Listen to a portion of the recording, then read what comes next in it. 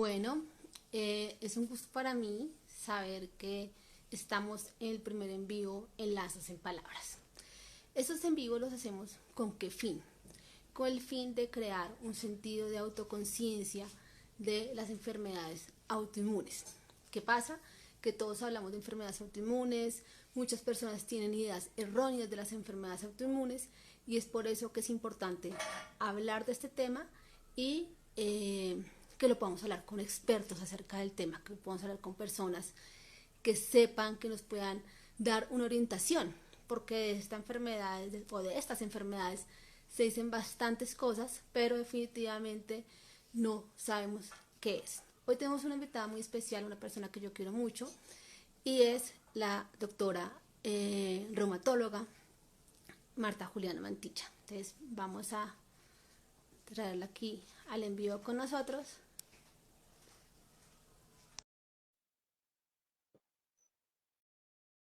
Hola, hola.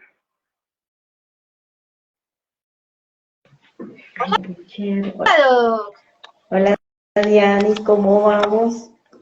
muy bien. Bueno, Doc, yo le estaba contando que la idea de estos en vivos es crear como una autoconciencia en las enfermedades autoinmunes. ¿Por qué? Porque muchas personas hablamos de enfermedades autoinmunes, pero ni siquiera sabemos que es una enfermedad autoinmune. Y te voy a contar un poco de mi historia. A mí me dio lupus a los 14 años y pues claramente le tuvimos que informar a las personas que estaban en el colegio. Entonces, mis compañeritas me preguntaban como, Diana, ¿y eso es contagioso? Diana, yo tengo una tía que se murió de eso. O sea, a ver, si tú tienes a los 14 años, tú te paniqueas y dices, aquí ya me quedan 3 meses de vida. Es por eso, pues, quisimos invitar de verdad a una experta en el tema que nos dijera qué significa una enfermedad autoinmune, qué podemos hacer cuando nos da una enfermedad autoinmune. Y aquí te tenemos a ti. Para mí es un placer tenerte aquí como mi doctora, ya la persona que me atiende, que hace 2 años me levantó. Y bueno, Doc, cuéntanos qué es una enfermedad autoinmune. Bueno, primero que todo, muchas gracias, Dianita, por tenerme en cuenta, por querer pues que yo también participe un poco más allá de lo que ha sido nuestra consulta, sino para la comunidad que tiene estas enfermedades. Entonces, bueno, las enfermedades autoinmunes son enfermedades donde el sistema inmunológico, que es el sistema de las defensas, atracan al propio organismo. Entonces, digamos que hay diferentes tipos de enfermedades autoinmunes. Hay enfermedades autoinmunes sistémicas y hay enfermedades autoinmunes órgano-específicas. Entonces, por ejemplo, en el caso del lupus es una enfermedad donde las propias células de las defensas, por un mecanismo erróneo, por un error con el que, digamos, se viene casi que desde el nacimiento, en algún momento hay un detonante que hace que esas propias células de uno mismo reconozcan a partes internas del cuerpo como algo extraño. Entonces, ¿el sistema inmune de qué se encarga? El sistema inmune se encarga de defendernos contra virus, bacterias, hongos, parásitos, demás microorganismos, ¿sí? Esa es la función habitual del sistema inmune. En las enfermedades autoinmunes, el sistema inmunológico empieza a reconocer partes propias de uno mismo y las empieza a atacar, ¿sí? Entonces, de ahí viene la palabra autoinmune. Digamos que la etiología, la causa o la razón por las que se dan estas enfermedades muchas veces es desconocida, pero se puede decir que tiene una causa multifactorial. Multifactorial, ¿qué quiere decir? Que son muchos los factores que influyen o que se involucran.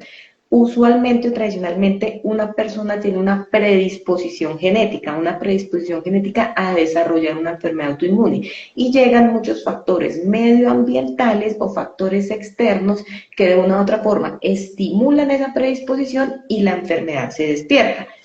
Estas son enfermedades más de mujeres, o sea, es un promedio del 80% de mujeres, 20% de hombres, es decir, el factor hormonal también influye. Y hay algo muy importante que es la parte emocional, las emociones, todo eso tiene mucho que ver, ¿por qué? Porque muchas enfermedades autoinmunes se despiertan después de una separación, después de la muerte de un ser cercano, después de un choque emocional alto o muy impactante, que hace que el sistema inmunológico despierte esas células autorreactivas y empiecen a atacar al propio microorganismo, al propio cuerpo.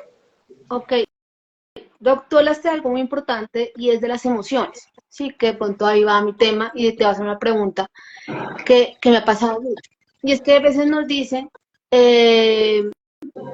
Diana, no sientas miedo. No, Diana, no llores porque va a ser peor para ti. ¿Sí? No te estreses porque va a ser peor para ti. Pero también soy humana. ¿Sí? Y también me estreso como todo. Eso no es de la enfermedad autoinmune, eso es de los seres humanos. ¿Sí? Que nos estresamos, que nos ponemos tristes, pero pareciera que por tratar de incluirnos nos excluyen. ¿Sí? Porque es como no puedes sentir. Y eso es lo que más necesitamos las personas con enfermedades autoinmunes. Que nos digan, ¿cómo te sientes? ¿Sí? Y no más bien que nos digan cómo debemos sentirnos y qué emociones debemos sentir. ¿Cuáles son los desencadenantes que tienen las enfermedades autoinmunes? Bueno, entonces, como te venía diciendo, se tiene una predisposición genética. En estas enfermedades no es un gen que yo te diga, el tal gen que se llama de tal forma predispone a que te vaya a dar lupus o que te vaya a dar síndrome de Sjögren. Nosotros les llamamos polimorfismos genéticos, ¿sí? Son polimorfismos genéticos. Y algún desencadenante, como por ejemplo un componente emocional, una infección. Podemos ver que con el COVID se despertó mucha autoinmunidad, incluso algunos medicamentos en las mujeres, los embarazos en algunas oportunidades son desencadenantes o predisponen al desarrollo de enfermedades autoinmunes. Digamos que son todos estos otros factores externos o medioambientales que llegan, ¿sí?, en esa persona que tiene la predisposición y se despierta la enfermedad. Por ahí vi que estaban preguntando si durante un tiempo está dormida. Básicamente sí, durante un tiempo digamos que eso está dormido y puede llegar algún detonante y esas células autorreactivas se despiertan, esas células que empiezan a reconocer al propio organismo como algo extraño se despiertan. Ok, no. Sí, porque digamos que lo que te decía, hay cosas como el estrés no puedes sentir, no puedes sentir miedo, no puedes sentir No, hay muchas que cosas. sentirlo, es de seres humanos, es Exacto, de ser humanos sentir exacto. miedo y de hecho muchos pacientes cuando se les confirma el diagnóstico o cuando le decimos sí, tiene lupus, tiene síndrome de Sjögren, tiene esclerosis sistémica, son pacientes que lloran y que casi que hacen un duelo. Entonces es muy importante, lo primero, conocer la enfermedad, aceptarla, ¿sí? Porque hay que aceptar que se tiene la enfermedad y que hay tratamientos y que va a estar, digamos, por mucho tiempo, por el resto de la vida en seguimientos por médicos, en este caso de las enfermedades autoinmunes sistémicas por reumatología. Hay que sentir tristeza, hay que saber, mejor dicho, hay que aprender a conocerla, aprender a quererla y a vivir con la enfermedad, pero siendo muy conscientes de todos los cuidados que se necesitan y de la adherencia al tratamiento. Exacto, digamos que parte de estas enfermedades o estas charlas es para crear un sentido de autoconciencia, porque no podemos querer una enfermedad porque sabemos que en total pensamos que nos hace daño. Y sí, hay algunas cosas que nos hace daño, pero si lo vemos como nuestro enemigo va a ser difícil. Yo el día martes Exactamente. con la entrega un tema de investigación que están haciendo donde la doctora trabaja, y yo le decía a la doctora Jenny, otra doctora que ella tiene miedo a estar en cámara, pero yo sé que estar aquí, y yo le digo, doc, yo le hablo a las pastillas, yo les digo, no, tú me vas a ayudar, vas a acompañar por un tiempo, vamos a estar bien, sí, porque esas que estoy tomando es por un tiempo, pero vamos a llevarnos muy bien tú y yo para poder sanarnos juntas, ¿sí? Para yo hablar de ti, entonces yo le hablo mucho a las pastillas, le hablo de enfermedad, o sea, quédate quieta, vamos a estar bien, ¿sí? Y eso me ayudaba mucho. Y creo que el tema de la actitud, y que eso por eso me reconoce en el centro de trabajo, es que tú tienes una actitud muy fuerte, sí, creo que la actitud te ayuda. Y crear autoconciencia también es entender que tienes una enfermedad, y lo que tú y yo hablamos, y que tú desde el principio, desde el día uno me dijiste, fue como, Diana, esto no es curable, pero es tratable. ¿Sí? Y entender Exactamente. es reconciliarte con tu enfermedad, es como reconciliarte también con un pasado, ¿sí? Porque algo pasó en tu vida a nivel emocional que es eso que se desencadenará esta enfermedad. ¿Qué es? Bueno, eso ya va conmigo después encontrar como el origen que yo logré encontrar. Y fue como la pregunta que me hice fue como de quién me estoy defendiendo en la vida o por qué me estoy atacando a mí misma. ¿Sí? En el caso de lupus. Ahora, para otras personas es diferente porque cada caso es diferente. Y aquí va la pregunta, yo he visto con muchos grupos se autorrecetan o dicen como, ay, mira, a mí me sirvió tal medicamento. No, mira, si tú ya te sientes bien, por favor, ya no tienes por qué asistir a las citas médicas. ¿Eso qué tan cierto es? Cuéntame un No, poquito tú porque qué piensas de ese tema. no, en estas enfermedades, digamos que tener una cercanía con el médico, con el tratante es clave porque si tú no haces empatía o si no haces, digamos, un clic con el médico, pues va a ser más difícil porque le vas a coger cómo repulsiona la enfermedad a ir a los controles y básicamente era como yo te decía a ti, lo primero, hay que entender que no se cura, pero sí la podemos tratar y llegar al punto de entrar en remisión. Nosotros le llamamos remisión a que la enfermedad está totalmente dormida, es decir, estás con ella, pero está completamente controlada, ¿sí? Entonces, para poder llegar a la remisión, lo primero que hay que hacer es, por favor, hacernos caso. Si nosotros mandamos un medicamento, damos unas, no sé, medicamentos a tal dosis, de tal forma, te lo vas a tomar así, hay que seguir esas instrucciones. Además del tratamiento farmacológico, lo que son también las medidas no farmacológicas. Entonces, en estas enfermedades hay un punto clave, súper clave, que es no fumar. La asociación más grande que hay para desarrollar enfermedades autoinmunes es el tabaquismo. Entonces, lo primero que uno le recomienda al paciente es no sea ni fumador activo ni fumador pasivo. Y si está fumando, lo suspende. ¿Cómo? Trabajamos en eso, pero hay que suspender. ¿Listo? Evitar exposición a infecciones. Entonces, por ejemplo, si tú vas a ir a un lugar donde, no sé, una plaza del mercado, un estadio, volver a ponerse el tapabocas. Ya el tapabocas se erradicó, pero si lo pueden utilizar es muchísimo mejor porque eso previene el contagio, sobre todo de virus que ellos están en el medio ambiente, ¿sí? Lo que es la misma parte del componente emocional. Hay que fortalecerse mucho emocionalmente. Eso, digamos que yo no tengo entrenamiento en psicología o psiquiatría, pero siempre cuando una persona tiene una enfermedad crónica, independientemente de que sea autoinmune o no autoinmune, enfermedad crónica es la que no se cura. ¿Cuáles son las enfermedades crónicas? Diabetes, hipertensión, el lupus, el Sjögren, todas las enfermedades crónicas se necesita un acompañamiento por parte de una psicóloga o alguien que le ayude a uno a saber afrontar esto mejor y a saber cómo responder a la sociedad, porque es que el problema también es ese, es cuando llega a la sociedad y te dice, oye, ¿usted tiene lupus? Y son ignorantes en el tema y les dicen, se va a morir, pero es que las cosas no son así, entonces, y eso genera mucho temor, eso puede generar crisis también de la enfermedad, pero automedicarse no. No se automedican, seguir al pie de la letra las instrucciones de su especialista, el reumatólogo, bueno, el internista, mientras llegan a tener acceso a reumatología, pero yo sí recomendaría mucho a todos los pacientes ser sordos a tal vez a todo lo que les hablen sobre tómese este té, tómese esto, de personas que no conocen de la enfermedad. ¿Por qué? Porque eso puede empeorarla o puede retrasar que uno llegue a la remisión. Mira que me pasó mucho, o sea, cuando me dio lupus, a mí me parecieron los médicos, pero mejor dicho, los expertos en todo, y es como, coma esto, échese esto, aplíquese esto, beba esto en ese, pero de tanta vaina, pues no sé qué me haga bien o qué me haga mal, ¿sí? ¿Qué es lo que realmente me está haciendo bien? Entonces sí, siempre opto como a consultar al médico, ¿sí? Digamos, a mí me salió hace poquito unas llaguitas aquí en la boca, que es parte de la enfermedad, ¿sí? Y lo pregunté, ¿qué puedo tomarme yo? Porque me dijeron mil cosas, mire, aplíquese esto, esto, esto y esto, y yo dije, bueno, ¿qué realmente puedo hacer? Es por eso tan importante tener buena comunicación con sus médicos. ¿Por Sí. qué? Porque ellos te pueden saber, nada más que ellos y tú conocen cómo es tu enfermedad. Ahora, hay un tema importante y es que al menos el lupus, no sé si las demás enfermedades, si hay hables de la ignorancia, pareciera ser que fueran enfermedades espejo, ¿sí? Yo estaba leyendo esa semana y hay una periodista colombiana que duró 2 años con diagnóstico de lupus, ¿sí? Bueno, la voy a nombrar porque no estoy autorizada, sino que leí el tema. Y al final, pues ella le tuvo un daño renal, ¿sí? ¿Qué pasa? Que al final el doctor le dice, aquí la operamos, no sé si sepas de quién te estoy hablando, pero quiero decir de que usted después de 2 años de tomar medicamentos, usted no tiene lupus. Entonces, ¿qué síntomas cómo podemos hacer para de verdad alertarnos y saber que de verdad tenemos esta enfermedad o que es una enfermedad autoinmune?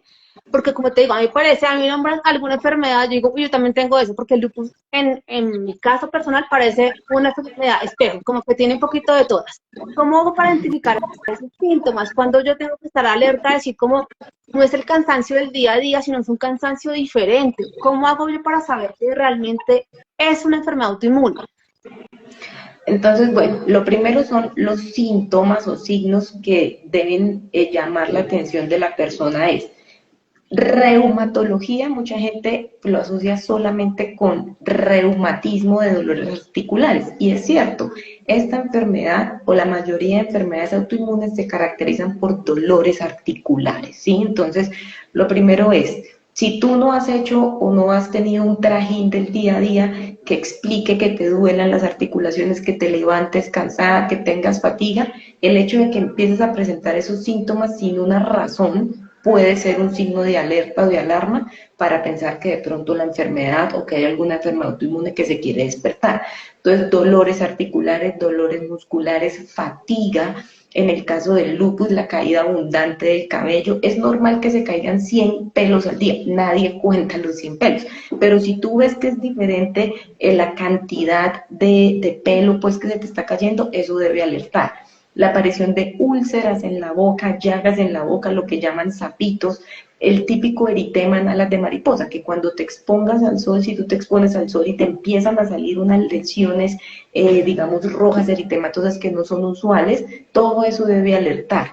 Pero hay un síntoma clave en estas enfermedades que es el que a veces no se le pone atención, que es la fatiga. O sea, muchas veces la gente empieza, no, es que estoy trabajando mucho, estoy fatigado. Sí, pero hay que saber mirar en qué momento ya esa fatiga no se explica únicamente por el trajín del día a día, ¿sí? Si definitivamente es una fatiga constante, ya vas 15 días donde estás cansado, como desalentado, como sin energías, ojo porque eso puede ser inflamación sistémica que se está empezando a manifestar. Entonces, si hay fatiga y se suman dolores articulares y te empieza a caer el cabello y empiezas a dormir mal y te levantas en la mañana más cansado de lo que te acostaste, todo eso pueden ser los signos de alarma que pueden pues indicar que se necesita consultar. Llegar a reumatología por la EPS no es fácil porque nosotros somos una subespecialidad.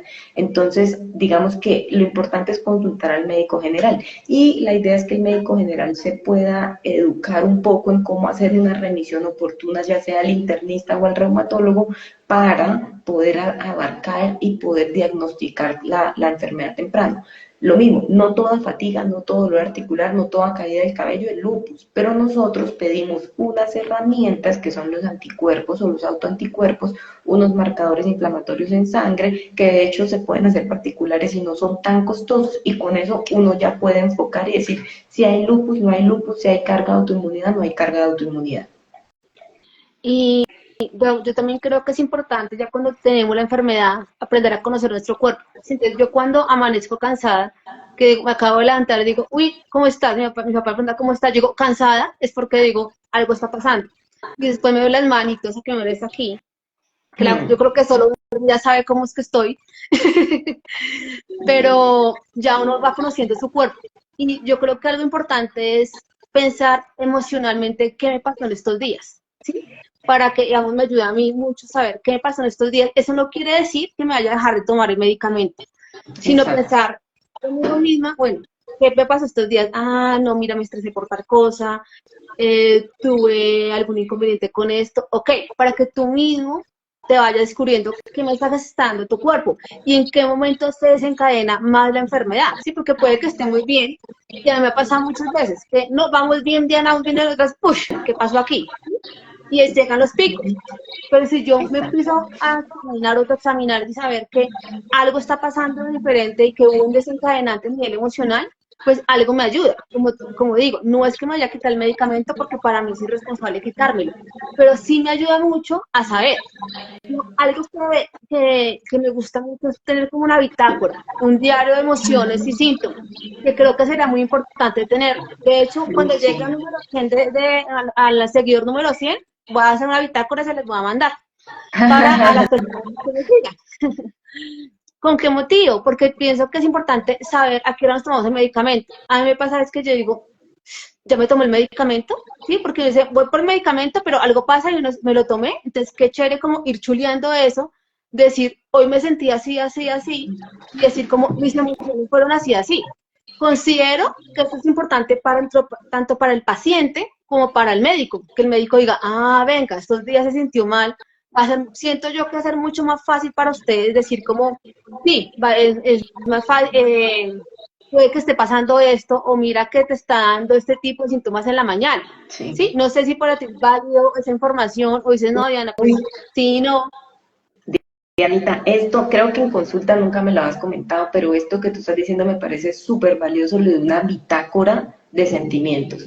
Creo que eso es clave. Bueno, tú como psicóloga sabes más sobre la parte emocional, pero creo que una bitácora de sentimientos o de cómo me siento, qué siento hoy por la enfermedad, qué miedos tengo, ¿sí? Y que cuando tú vayas a la consulta con el médico le puedas decir, tú decir, mire, tengo miedo, me voy a morir, ¿sí? O sea, esos miedos que a veces torturan y que de hecho hacen que la enfermedad sea más difícil de controlar, poderlos anotar y cuando vengan a consulta con uno los orienta desde la parte científica y claro, desde un primer abordaje emocional. Pero siempre, siempre que haya una carga emocional grande relacionada con las enfermedades autoinmunes, hay que asistir a psicología.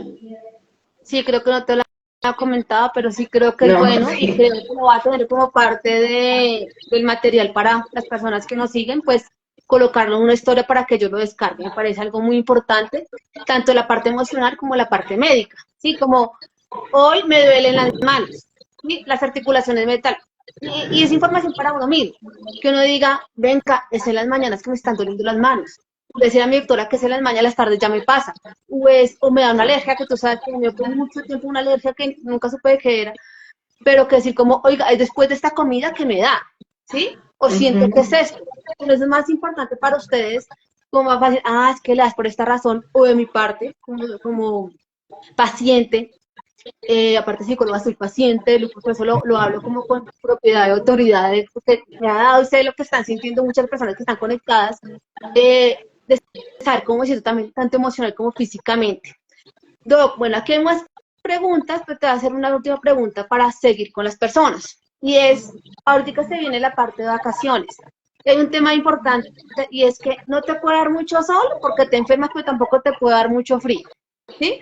Entonces uno dice, me escondo, no salgo, voy a viajar, pero me acobijo, ¿qué hago?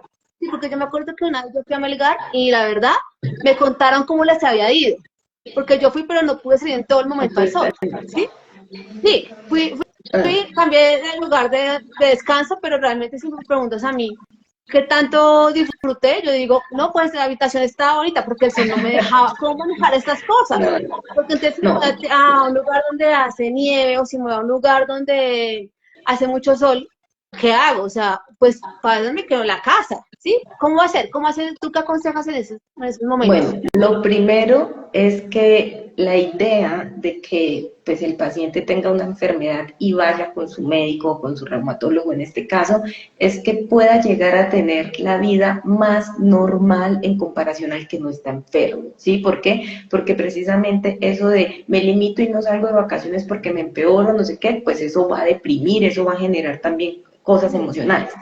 Pero sí hay recomendaciones que hay que tener muy presentes, sobre todo en enfermedades como el lupus, por decir. Entonces, en el lupus, el sol sí es un desencadenante de flares o de actividad o crisis inflamatoria.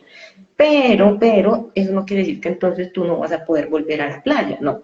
¿Qué vas a hacer? Tú puedes ir a la playa, sí, pero vas a utilizar los vestidos de baño que son un poquito largos, la gorrita y te vas a estar aplicando el bloqueador cada 3 horas.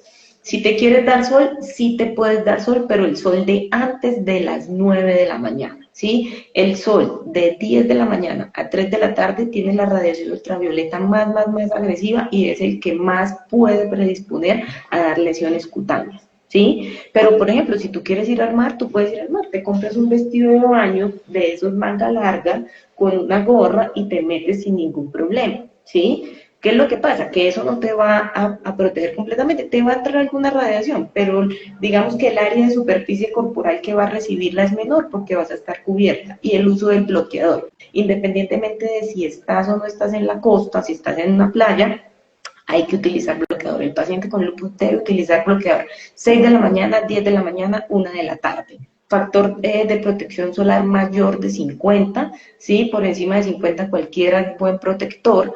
Y de resto, pues tú puedes hacer el viaje normal. Ahora, hay algo clave y en los pacientes con lupus uno sí recomienda que no vayan a temperaturas extremas de frío. ¿Por qué? Por el fenómeno de Raynaud, ¿sí? O sea, si tú te vas por decir, bueno, Polo Norte, no sé, te vas para Argentina o te vas para algún lugar donde hay mucho, mucho frío, el efecto vasoconstrictor que te van a dar en las manos y en los pies lo vas a presentar, ¿sí? Te pongas guantes, o sea, evitar lo que son temporadas de invierno.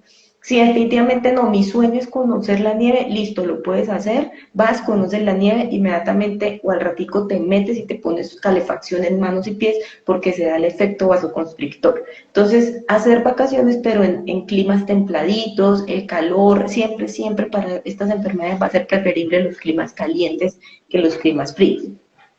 Entonces, si Sí, definitivamente se va a un clima frío, chaqueta, muy bien abrigados. Si se van los climas calientes, la protección solar, ¿sí?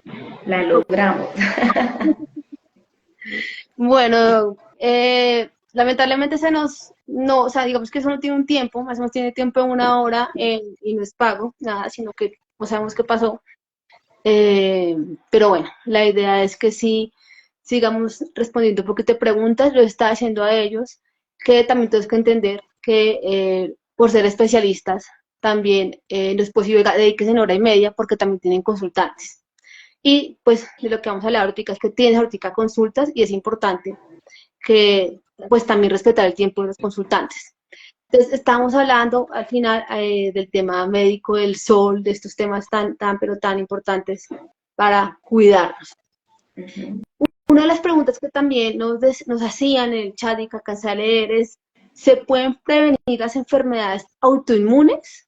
Y una de estas es, perdón, una chica que tiene vasculitis dice, ¿cómo prevengo a que me dé vasculitis? ¿Sí? Porque es una parte de la enfermedad de lupus, ¿sí?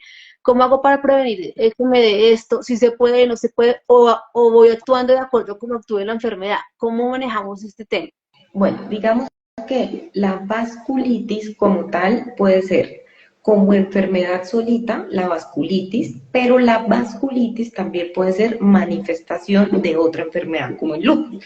Por ejemplo, hay personas con lupus que desarrollan vasculitis cutánea, pero hay otra enfermedad propia primaria que se llama vasculitis de pequeño vaso, ¿sí? Que tiene otros nombres. Entonces, digamos que tener claro que hay diferentes tipos de vasculitis. Prevenir enfermedades autoinmunes. Entonces, digamos que cuando uno tiene la predisposición genética, la forma de prevenir es teniendo hábitos de vida saludable, ¿sí? Entonces, por decir, si en tu familia o así no conozcas, o si conoces que hubo alguien con enfermedades autoinmunes, ¿qué hay que hacer? Evitar fumar, ¿sí? De hacer ejercicio, actividad física que no sea de alto impacto articular, por ejemplo, natación, un poquito de gimnasio, pero nada que sea, por ejemplo, CrossFit. El CrossFit es una actividad física muy agresiva para las articulaciones o de alto impacto. La alimentación saludable, en eso yo creo que sí te puede ayudar más caro. Caro, que es una médica que trabaja aquí con nosotros, que es, mejor dicho, súper especialista en todo lo que es la alimentación saludable, de evitar productos proinflamatorios. Pero básicamente uno puede decirles, no comer pan, evitar todo lo que son ultraprocesados o enlatados, porque todas estas comidas que son ultraprocesadas, que tienen alta carga de carbohidratos, son comidas que van a terminar